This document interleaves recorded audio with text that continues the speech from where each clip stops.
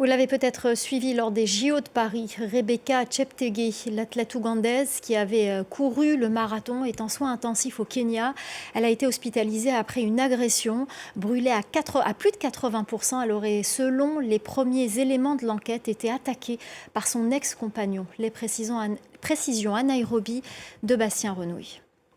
Rebecca Cheptegei est dans un état critique dans un hôpital de la ville d'Eldoret où s'entraînent de très nombreux coureurs kenyans, mais aussi des étrangers comme elle, puisqu'elle est ougandaise. Selon la police kenyane, son corps a été brûlé à plus de 75% suite à l'agression commise par son ancien compagnon. La police qui explique que ce sont des voisins qui ont sonné l'alarme. Ils ont entendu des hurlements, une dispute entre les deux personnes. Et quand ils sont arrivés, ils ont vu l'homme asperger la coureuse d'essence avant d'y mettre le feu.